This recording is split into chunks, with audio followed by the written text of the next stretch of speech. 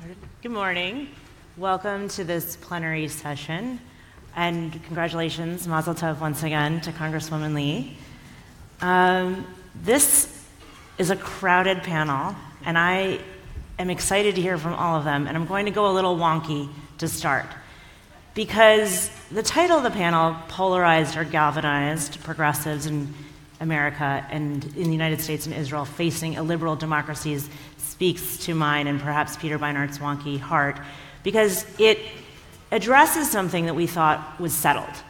At the end of the 80s and the beginning of the 90s, we thought we were seeing the end of history with the rise of liberal democracies and the end of the Cold War. But we're not seeing that. We're actually seeing fragile democracies. We're seeing the democracies that were models wobbling. We're seeing the rise of illiberal democracies in places that we once thought were settled. Of course, we look at it in certain places. You know, there's Hungary with Viktor Orban, and that's very clear. But even in places like France, where Marine Le Pen won 35% of the vote, though she lost, that 35% was unprecedented. And in Germany, we saw the Alternative for Germany, the far-right group, come in third. And here in the United States, we've seen the rise of a certain type of populist leadership, a demonization of the press, questioning of the rule of law, questioning of the judiciary that seems unusual in our modern history. And in Israel as well, we're seeing questioning the press, questioning the judiciary. And what we want to look at on this panel is, what does it mean to face this and be in the opposition? Is there a global progressive answer? Are there conversations that we should be having between each other? And actually, I know we've just heard a great deal from Congresswoman Lee, but her example on 9/11 and her example now is something I wanted to turn to first. I actually wanted to quote from your speech on right after 9/11. You said that September 11th changed the world, which we all knew, and it was in those early days when we were all shocked. Our deepest fears now haunt us, and you said, as we act, let us not become the evil that we deplore. But with that statement, becoming the lone dissenting vote on the authorization to war, you paid a price at that time for isolation. But you've consistently spoken out. And I wanted to quote from the press release that her office issued when she decided to make a statement and not attend the State of the Union this year. You said, since my election to Congress in 1998, that you've attended every State of the Union. But this one you skipped, because this president, you wrote, has not honored or respected the office of the presidency and has shown a total disregard for our democratic institutions, from relentless attacks on the press to outrageous statements that undermine the intelligence community and the Russia investigation and repeated threats to our judicial system. President Trump, you wrote, has launched an all-out assault on our democracy. I'd like you to start this panel off by talking about what it meant to dissent in 2001 and what it means to dissent now and what that looks like and what that leadership means for us today. Well, thank you very much. And I think and that's a very good question, because one of the real fundamental tenets of our democracy is the right to dissent. And what happened after I voted against, which it was a blank check in 2001, it was 60 words, and all it said was the president is authorized to use force against any nation, individual, organization deemed connected to 9/11, period, ... And I knew that would set the stage for perpetual war. I mean, there was no way I could vote for that. But what happened was, when I voted no, and was the only no vote, all hell broke loose. And the death threats and what some of the horrible reaction of people around the country told me one fundamental thing, and that is, somehow many people in our own country don't understand what democracy is all about, and that it's okay to say no, or it's okay to debate different points of views, or it's okay to push back on authority. And I was called unpatriotic. I committed an act of treason. I mean, it was terrible. And so I think a lot of what we must do is educate the public about what democracy really means, and that it's okay to organize and to exercise our First Amendment rights, and to not go along to get along if we think something is wrong or unconstitutional. And So yes, it was very difficult, but now 17 years later, that authorization has been used in a declassified report from the Congressional Research Service over 41 times in places like Yemen, Somalia, Guantanamo, everywhere in the world. And until we repeal it, which I'm trying to do, we're going to have an authorization that any president is going to use force as a first option. Last year, we were able to repeal that in the Appropriations Committee. Democrats and Republicans voted for the repeal, both. But guess what? Speaker Ryan, in the middle of the night, out of a 325-page report coming from the Appropriations Committee, just took it out of the bill in a very undemocratic and underhanded manner. And so, guess what? We're going to do this again, and we will win. We're going to get this done because we're going to get it done. And finally, no, I couldn't go to the State of the Union. I decided I wasn't going to normalize what this administration is involved in their agenda, and I'm not going to do it.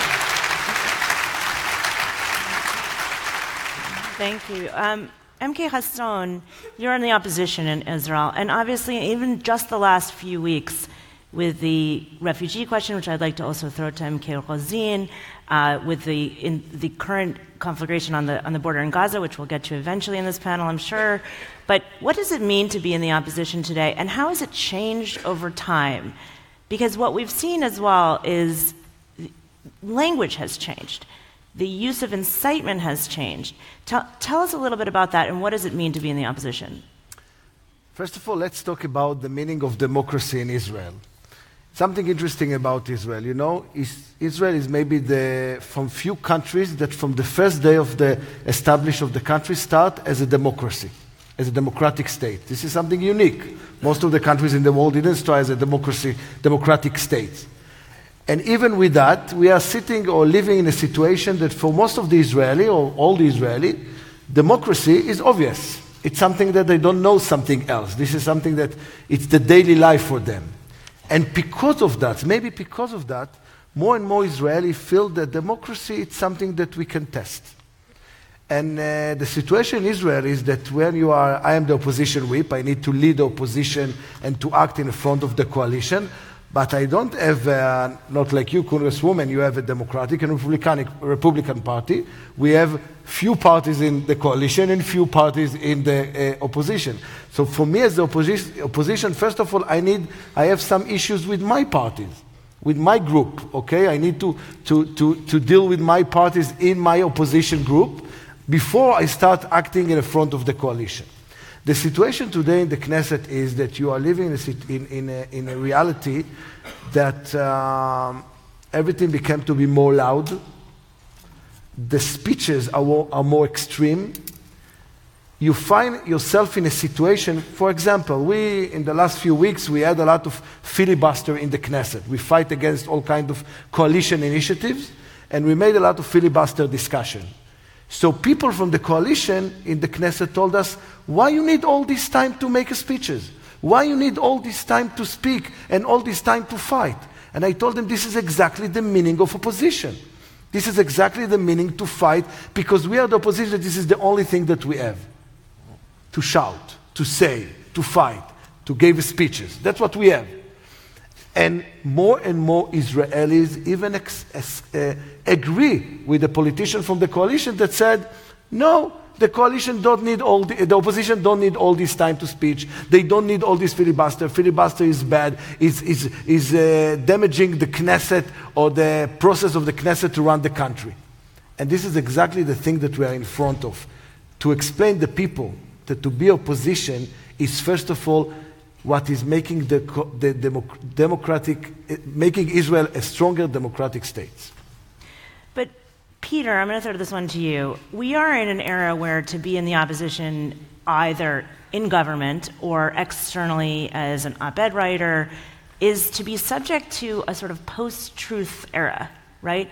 We are not always sure of our truth, because when our leaders turn to the news and say, well, the Washington Post is fake news, or Channel 2 in Israel is fake news, or Haaretz is fake news, what happens when traditional means of communication are consistently undermined from the top? I was thinking, listening to Congresswoman Lee, kind of what the equivalent of her act of bravery in 2011 would be today. Because it's easy now in retrospect to say, oh, you were right? But very, very few people actually, and I bet a lot of people were thinking it privately when you did it, but they didn't have the courage to do so.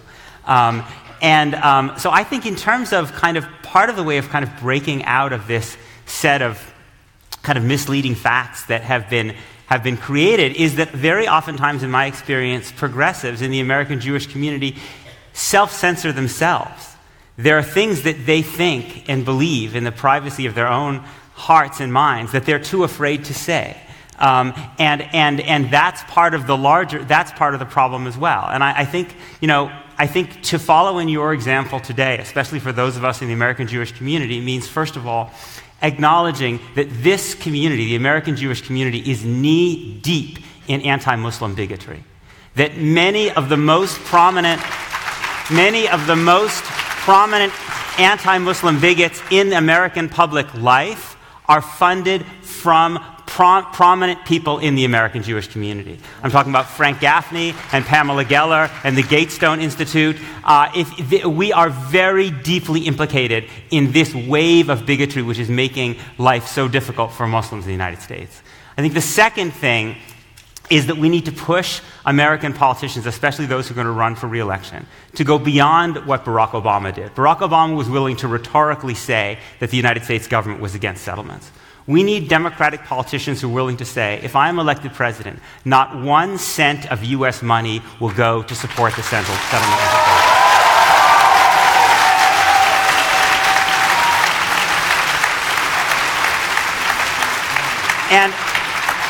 And if we have Democratic leaders in Congress, like Chuck Schumer, who will fight against the Democratic president who wants to do that, as Harry Reid did when he betrayed Barack Obama, when Barack Obama did the outlandish thing of suggesting there should be a Palestinian state near the 67 lines, then we need different kind of Democrats in Congress.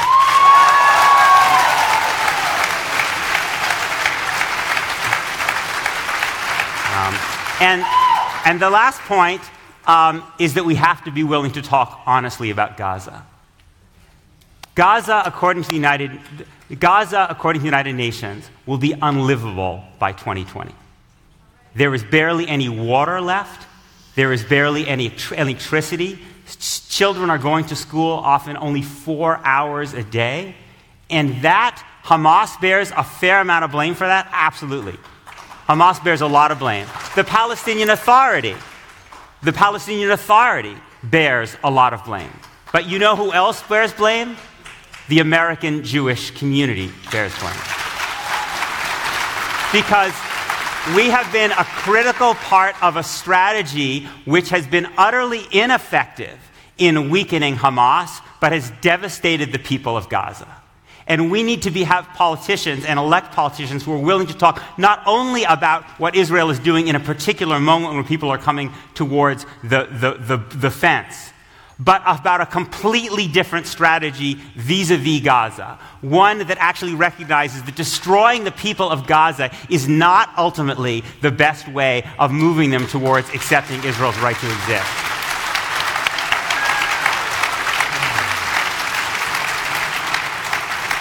So to me, that would be living in the spirit of Congresswoman Lee.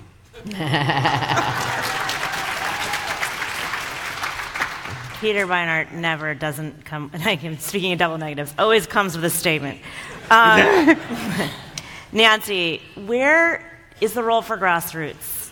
When leadership is leaving us with holes, when there isn't leadership from the top in certain spaces, and when we have to turn again and again to the same congresswomen and men occasionally to step in the void, where's the grassroots, and what are those bridges? What are the bridges that we can make? If Peter is putting the onus on the American Jewish community, what are the bridges between the American Jewish community and Israelis?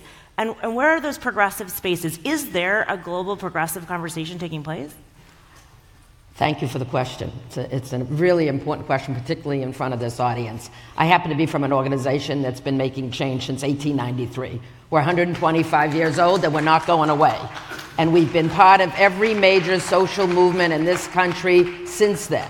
So we're talking about the suffrage movement, we're talking about the civil rights movement, we're talking about the LGBTQ movement, we're talking about the women's movement, you name it.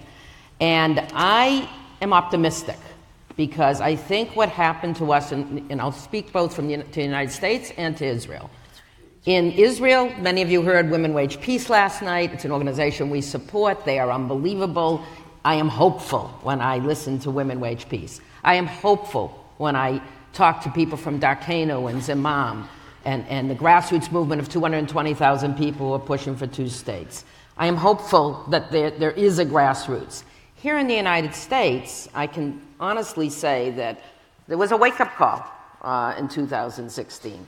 I think we had among us, maybe even many people in this room, enormous number of people considered themselves active, liberal Democrats, maybe even progressives, but either who didn't vote or didn't do anything about the election.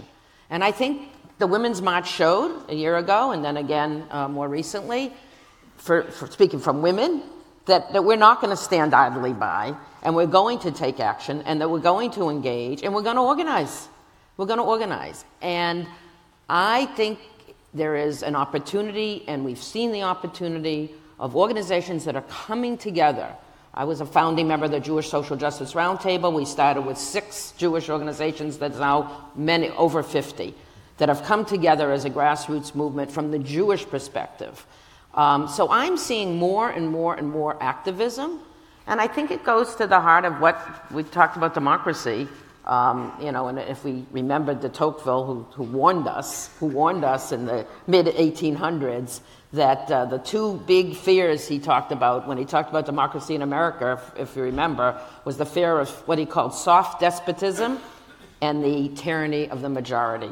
And look where we are. So I think we have to let our voices be heard, and I'd like to think that women are going to lead the way.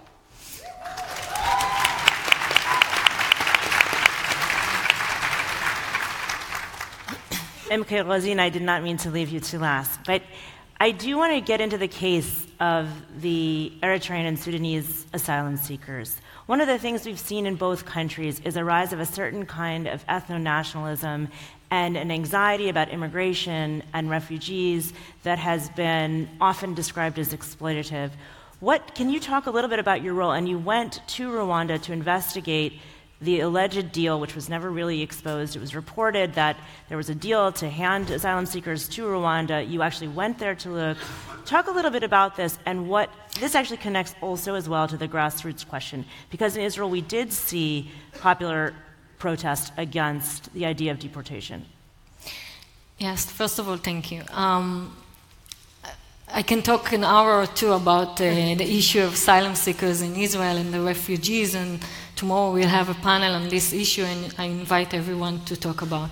I think when I fight on the issue of asylum seekers, there's a lot of similarity with the fight for Palestinian rights and the two-state solution. Because at the end, we want Israel to be the home of the Jewish people, but also a democratic state and with equal rights to all of our citizens, and of course, human rights. So I think when we fight all the civil and human rights organizations against expanding the settlement and against the demolition of Palestinian villages in Area C and trying to have still the two-state solution alive, it's the same as fighting for the good solution or the best optional solution of the asylum seekers in Israel. The asylum seekers in Israel from Africa are only 0.4% of the population in Israel.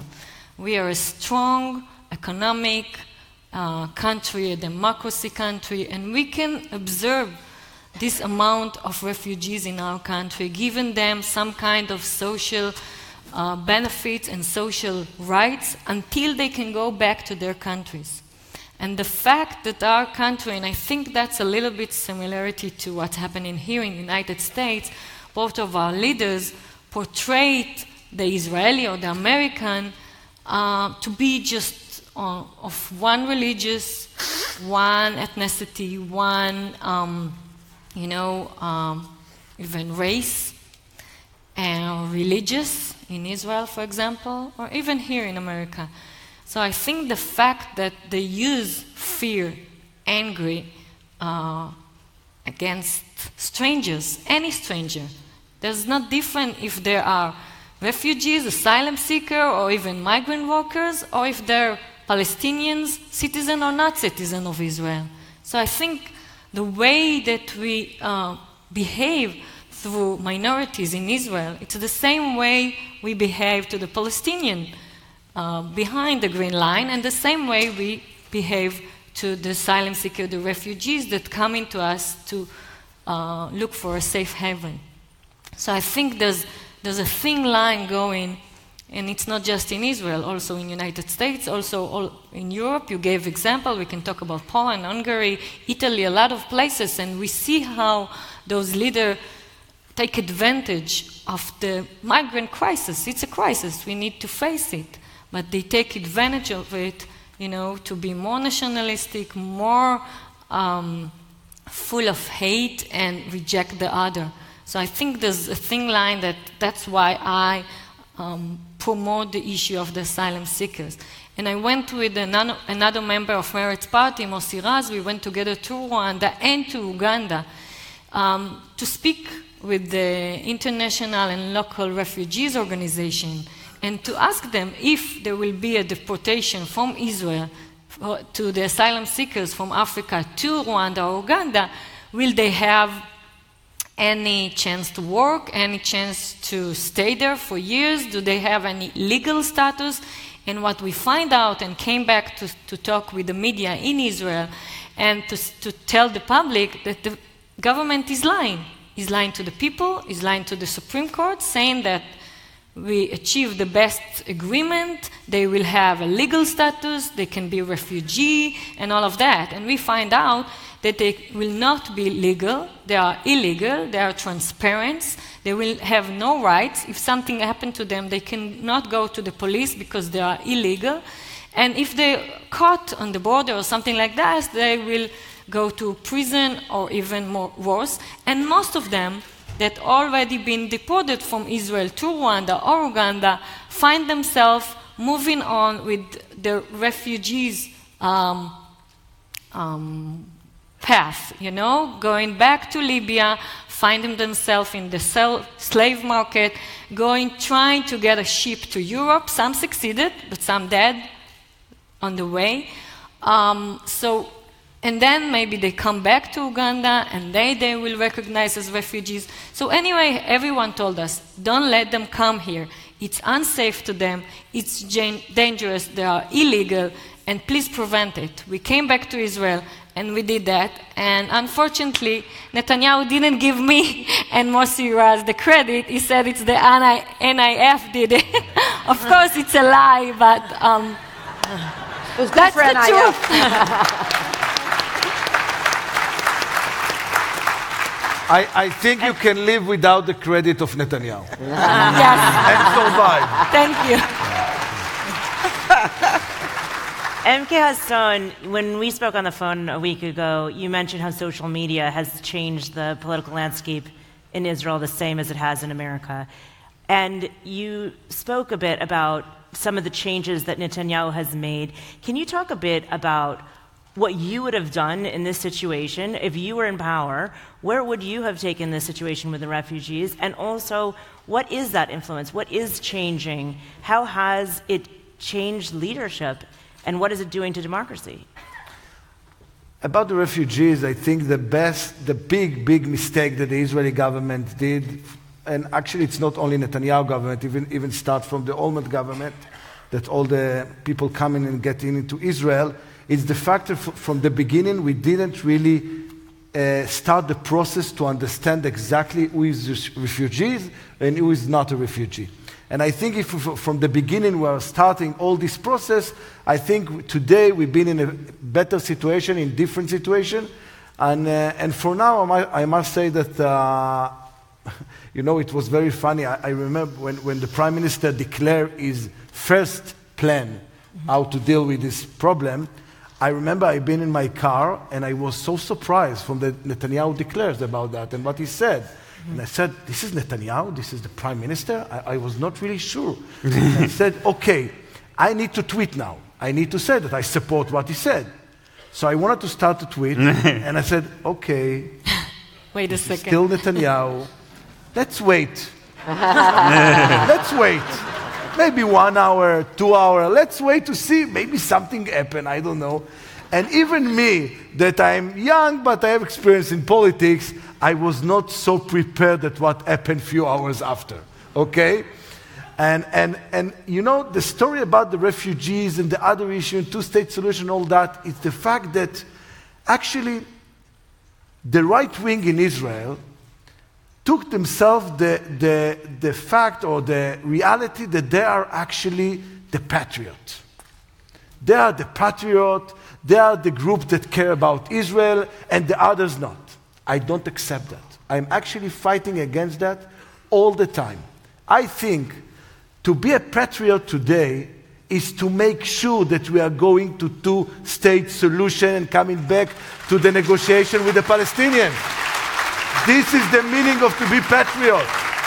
Because if you are not doing that, you're putting in a risk the existence of Israel as a Jewish democratic state. And this is actually what we want. We want to create homeland for the Jewish people, safe and strong. And thank God Israel is a very strong country. And you know something else interesting? When our father established Israel, when they write the Megillat Ha'atzmaut, how you say it? Independent. Declaration of Independence. One. Declaration of Independence. Yeah. When they wrote it, okay, it was so liberal, so open, so putting a chance to minorities and to all the groups in Israel.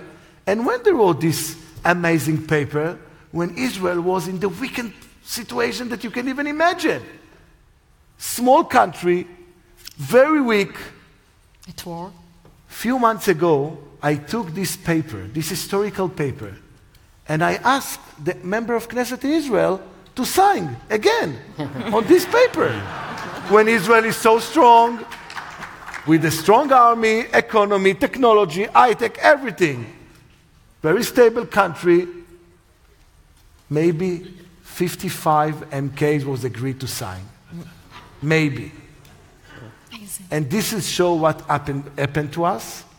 And this is also show that we have a lot of things to do. And first of all, convince the Israeli people, we are the opposition, that we are not less patriot than the others, that we care about Israel, that we can run Israel better than them for sure, and keep the important security interests of Israel, and also, and very important, and it's a very new issue in the Israeli agenda, keeping strongly the democracy in Israel. Nancy, you can. I want to follow up because that Declaration of Independence of yours that came 242 years after ours, and ours was also pretty liberal, except yours did mention sex as one of the freedoms that ours didn't, nor did our Constitution, nor have we since. Yeah. But just a footnote. I do want to mention, though, that language is important. And in your Declaration of Independence, you talked about the Jewish immigration, but also the ingathering of the exiles and a state of all of her inhabitants. I think that includes refugees. And ours, we talked about the consent of the governed, and we talked about that when that we no longer have that, it's up to the people to then change the government. And so we have this, and language is really important in all this. When it comes to the refugees, I think the law that you passed was mistananim, is that right? Infiltrators? Infiltrators. Yeah. Infiltrators. What our government... Coming back to the Arabs coming from Jordan to attack Israelis. So you talk about infiltrators. Our leaders, some of them, talk about illegal aliens. And I think we really have, as we talk about illiberal democracy, we really have to go to those core documents that were brilliant. They were done by our founding fathers in both cases, and they were all fathers, but they were brilliant documents. And I think that that language makes a difference. Next week, our Supreme Court, and the courts make a difference, by the way, our Supreme Court, a week from Wednesday, is going to start oral arguments in the anti-Muslim ban. And those of you in the D.C. area, I hope you'll join us in the steps of the Supreme Court to speak out against the ban. But there's so many similarities that are going back and forth on between the two of the strongest democracies in the world. So what is that? And that's where we come back, Sarah, to the grassroots and the importance and the power of everyone in this room and the power of the grassroots in both Israel and the United States. Michal, I know you want to follow up, but I want to turn to something. Congresswoman Lee, you have been a consistent supporter for the two-state solution, and now we've heard it from more than one of these panelists, the two-state solution. But we now have an administration that recognized Jerusalem as the capital of Israel and is planning to move the embassy. We have an administration that has changed the language that has been used consistently for the last 25 years about the settlements, questioning whether or not they're an obstacle to peace. What is the role now of the United States? Have we lost our role as independent moderator of a potential peace process? And if we look at Jerusalem, what can you do from Congress at this moment to advance a two-state solution with the administration moving in that direction? And I'm going to start with you, and I'd like Peter to pick that up, because I'd like you both, and Michal as well, to look at how Trump himself has changed Israeli politics and what role we're playing in that context as well. I think taking this unilateral action to move the embassy to Jerusalem was a grave mistake. I think it undermines, first of all, the peace process. It also signals to me that they're really not serious about a two-state solution. Because, as I think Donald Trump said, that he wanted to take this off of the table before we could move forward on any two-state solution or peace process. Well, how do you take that off of the table when, in fact, that is key?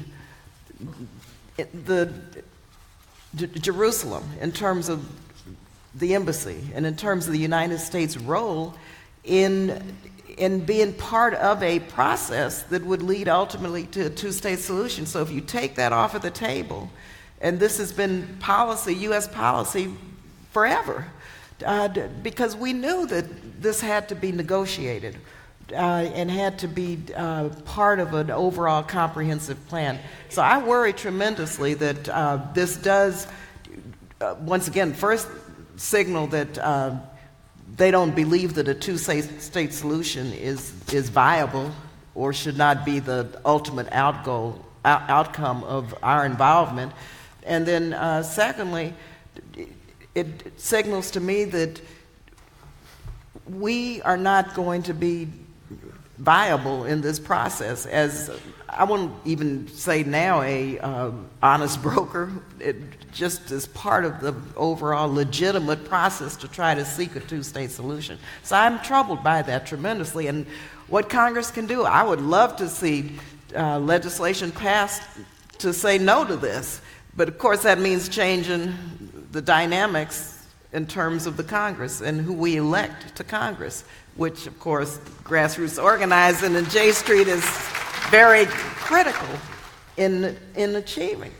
But it was a mistake, and I've read some of the polls that said, 20% of Jewish Americans think that unilaterally making this move was not the correct move to make.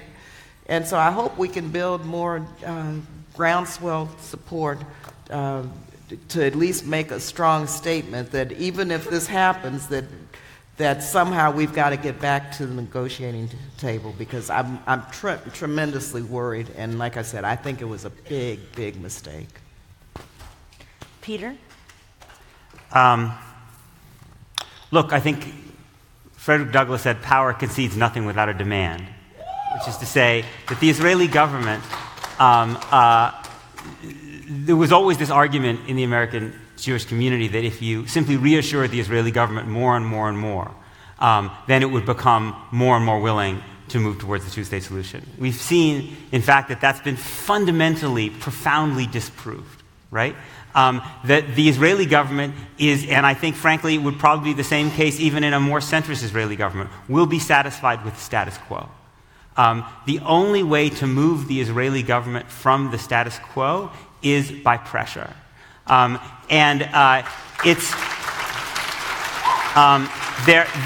There's destructive pressure and there's constructive pressure, right? The pressure has to be nonviolent, should be in support of Israel's right to exist. But the notion that simply giving the Netanyahu government more and more, right, basically saying, on this Jerusalem move, and we've seen what Netanyahu does, right? It's just been an acceleration of the settlement process. I think that the discourse of the two-state solution is fading. And there's a very wide generational chasm on the left and among Americans, among Palestinians, and among American Jews. I am deeply invested in a two-state solution. I think it's the most practical outcome. I also believe, as a Jew in a post-Holocaust world, that I do want there to be one country in the world that has a special responsibility for the protection of Jewish life. But I will tell you that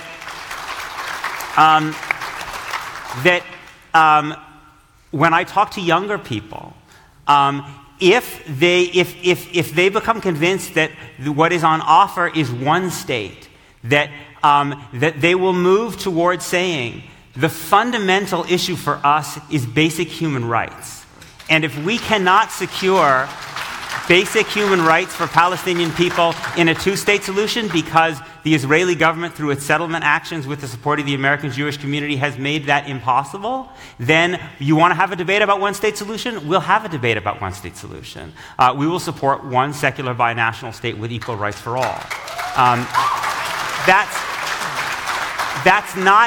not my view, but when that horse leaves the barn on the American left, it will be very, very powerful.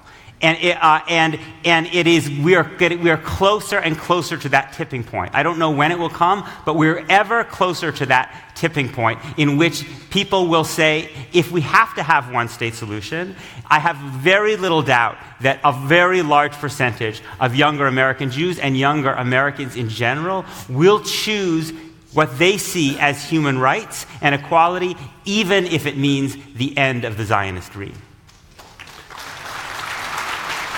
Michal, you were Michal, and then MK Hassan. Okay, I want to respond, and I will start with a say. There's a say that when the wind of change blows, you can either become a windmill or become a windbreaker. If it's a good change, so you have to channel the wind to do the best of it.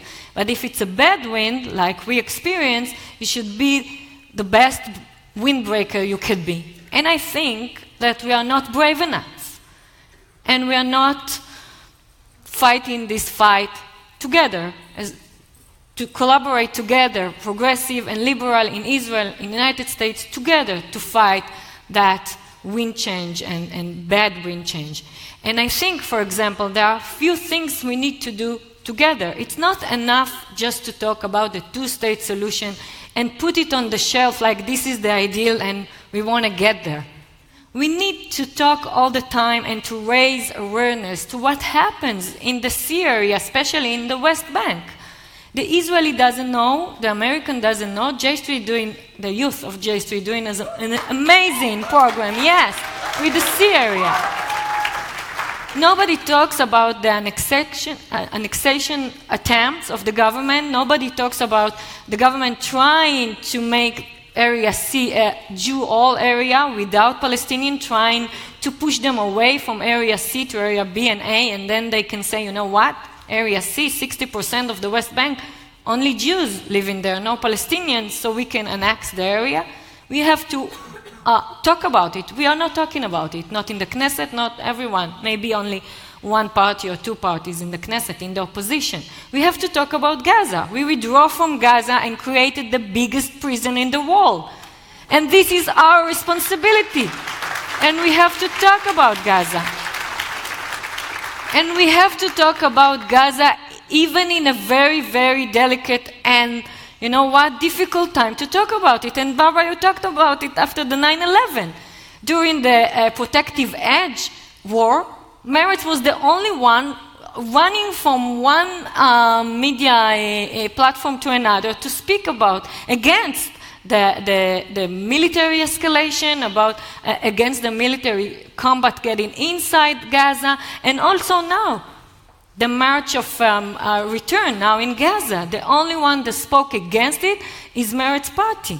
We need to speak against what's going on. We need to ask questions the government before, during, and after, and not to be silent by the government.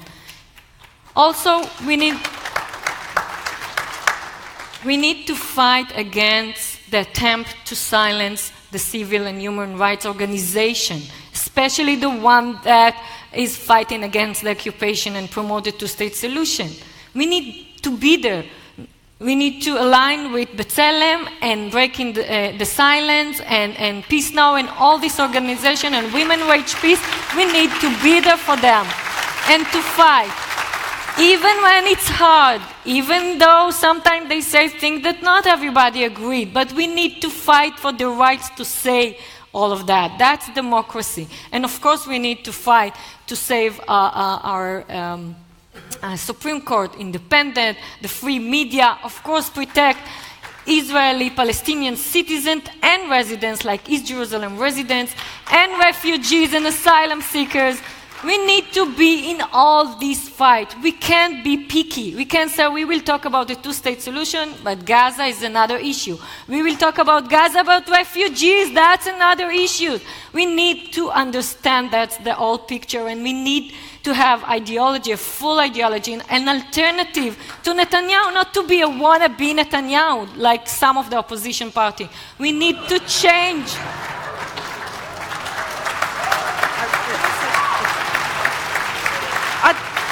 Not you. Yeah. Not you. I You're just for want the to good just guys. interject right here. So, if we don't yep. do this, especially in our own country, given what is being said, and given Netanyahu and Donald Trump's lack of clarity or commitment to a two-state solution, what's happening here is you're giving fuel to the BDS movement. And so we have to speak out loudly and clearly and more aggressively why we want and need a two-state solution before the time is lost, because this is a defining moment. But we need leadership. We need leadership at the top. And I think one of the we are all leaders. No, all of us. We are all leaders. Don't wait for the leader. Just Michal, we're all leaders, but we have a problem. We have a problem, and it's called it's with the V word. We have the power of the vote. We're talking about democracy. We're talking about the importance of democracy. We have the power to vote. And in this country, we have an important election coming up in November. The midterm elections are going to be critically important. And Gerazon, sorry. Actually, the situation in the Middle East today is that we need to deal with the moderate and the extremists. It's not only by the extremists that are dealing with terror and all that. I'm going to say something about them later. I'm going to speak about the extremists that we have in Israel and in the Palestinian Authority, groups that pushing from different reasons and different interests, pushing to one-state solution. If you go today in the Palestinian Authority, you meet more and more Palestinians that saying very clearly, very openly, we don't want two-state solution anymore. We have patience, we can wait. One day it's going to be one state. We're going to live together. And the meaning of to live together for us, for all of us, is one day, maybe, because it's a democratic state, to losing our majority, our Jewish majority, or maybe losing Israel as the way that we know her. So the question that we ask today is how you deal with this in the front of the Israeli people. Most of the Israeli people still believe in the two-state solution. But on the other hand, when you ask them Do you believe that we have a chance to achieve it? Or do you believe that we have a partner? Even bigger majority said, I don't believe. I don't believe we have a partner. And then to try to explain them that the fact that we don't have a partner, if we can call it like that, it's our problem. Peace, two-state solution, it's our problem. It's not we are doing favor to the Palestinians. This is really our problem. And trust me, it's very difficult to explain it today because of the situation. And you know, you spoke about Trump declaration about Jerusalem and moving the embassy to Jerusalem. I not agree with you. I support that. I think it was a good decision. Because Jerusalem is the capital of the state of Israel forever. Nobody said, what is Jerusalem? Nobody said, what is Jerusalem? Because still, if you take the issue of Jerusalem and disconnected from the old Jerusalem that unite with the Israeli Jerusalem, the Jordanian Jerusalem, you have so many Palestinian villages that inside Jerusalem today that everyone knows this is not part of Jerusalem. So the decision, it was good. But the question, if it's going to be a second step, if it's going to be a peace initiative that coming from Trump administration. And this is the question. And when it's going to be a peace initiative, and I want to be optimistic that they're actually working on that. And I have some information that they are doing that. I don't know if finally they're going to declare it. I don't know. Maybe finally they're not going to do it. But I know that they are working about some paper. The question is, what the Israeli government going to say, and what also the Palestinian leadership are going to say. And if they're going to say yes, just to go back to the room and to the table and to negotiate again. Even without discussing the detail now, just coming back and discuss. And this is, I think, the main issue. And maybe, I don't know, maybe I'm wrong, maybe the fact that they're actually moving the embassy or putting the issue again on the table, maybe this is what's going to lead to a change. Because what happened now with the Gulf states, it's not something that we need to take it as a small issue. Something happened there. And it's not because of Israel. It's because they understand that if they are not going to be part of a normal coalition, the reality finally going to be like Syria and Iraq. And they want to fight against the extremists, against the terrorists. They want to fight and they need coalition for that. Israel part of that, United States can be part of that, and Europe also. And this can maybe make the change. And finally, it's important to say, I know, and we know our people, we know the Israeli people. And you know, I can say something that I never said in public before. We said it to Prime Minister Netanyahu once. We said to him, if you're going to bring a peace agreement that includes a lot of compromise with the Palestinians, but in the other side, bring peace agreement with 8 or 9 Arab countries in the Middle East, we're telling you that you're going to got 70% support of the Israeli people, and you know that. And Netanyahu knows that. The problem with Netanyahu is that he's not ready to pay the price about the Palestinian issue. Because he's afraid from his political base, he's afraid to losing his voters, his basic voters, and going to these historical options that is on the table today. And it's tragedy that we are not there now.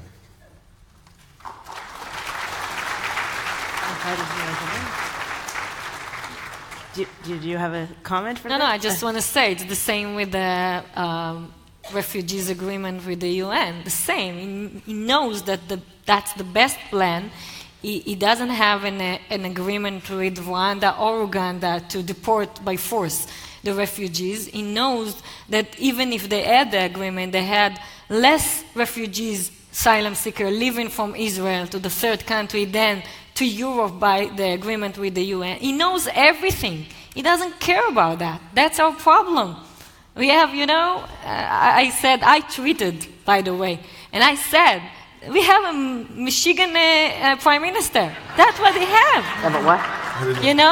You need to know that your leader, whatever his ideology, whatever is from where he comes, what his values is consistent. He knows what he's doing. You mean like our leader? You mean like our leader? Exactly. So that's our main problem. We don't have a stability. Democracy needs stability. You need to know what your prime minister will do tomorrow morning, and you need to feel as the best as you can that in his mind and his way of thinking, he's doing the best for your country. And that's not reality today. That's unfortunately not the reality. Peter, yeah. I just wanted to say something about the two-state solution, and I hope, Member Kudl Hassan, you're right. But I think it's important to recognize the two-state solution is a means to an end. That end is an Israel that can remain a homeland for the Jewish people and Palestinians who live with rights and dignity. I think one of the dangers we face, and this is certainly true in some kind of Trump peace plan, is that essentially, you basically say, yeah, Palestinians can have 50% of the West Bank. Basically, we'll give them area A and B, no capital in Jerusalem, and we're going to keep Israeli troops on the Jordan Valley and have nothing to do with Gaza, and no recognition, no even discussion about any moral responsibility or recognition for the right of return. And if you want to call that a state, go ahead. Call it an empire for all we're concerned. Right? That will be. No, but I know that Benjamin Netanyahu has basically floated proposals for basically the Palestinians having glorified autonomy on 50% of the West Bank, basically areas in A and B, going back to his early political career in the 1990s. And I think that the Trump administration, given that it is heavily influenced by people like John Bolton, who does not support a two-state solution at all, and has no input from Palestinians whatsoever,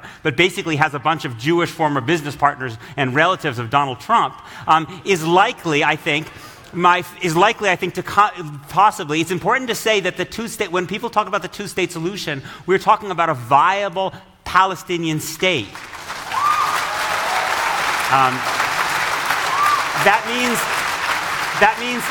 That means it has to have a capital in Jerusalem, because having a Palestinian state without a capital in Jerusalem is like creating a country in Westchester that can't get into Manhattan. It means that you cannot be virtually bisected by the settlement of Ariel, which stretches halfway through the West Bank. It means it cannot have Israeli troops permanently on 25% of the West Bank, which is Jordan. And it means that it cannot pretend that the Palestinian refugee issue does not exist. Right?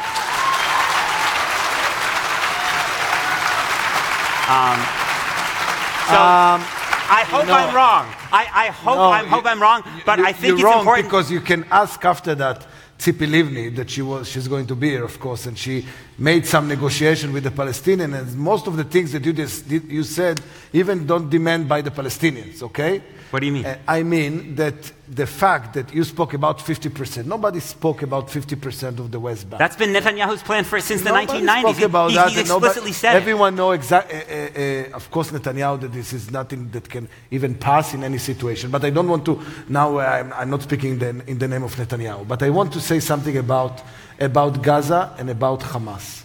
And this is something that's important to say to all of us, that we are strong believers in peace process, in two-state solution and everything.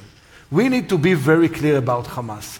Hamas is one of the main obstacles for peace. You should know that. Hamas is a terror organization that killed more than Palestinians and Israelis. Even now, in the time that we are talking, they're killing Palestinians. They have a full responsibility to the situation in Gaza. And you know that Abu Mazen and the leadership in the Palestinian Authority are strongly influenced from Hamas and from the political fight that they have between each other. If we really believe in peace, we need to be very clear about the fact you want to be a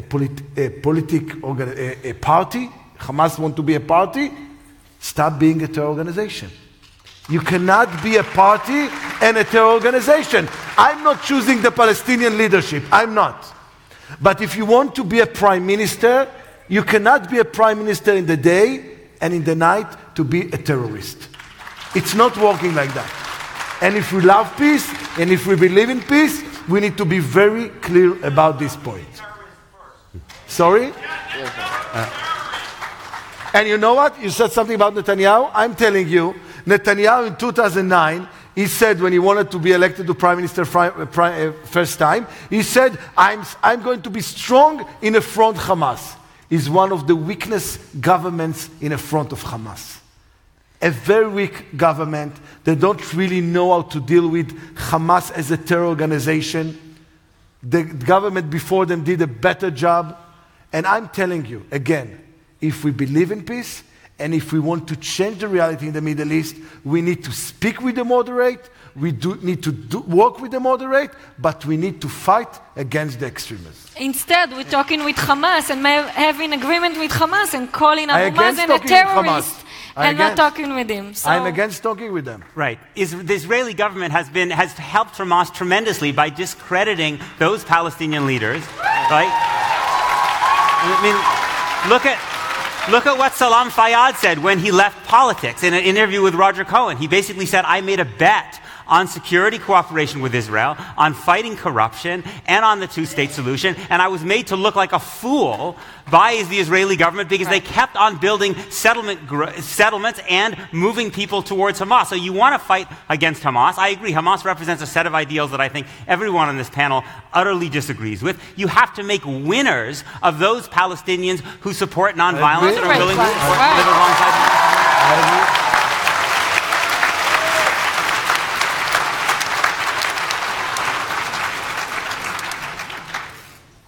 We're probably not going to find the solution in the next 25 seconds, but it does speak to the fact that these issues are so entwined. You know, it's not academic discussion.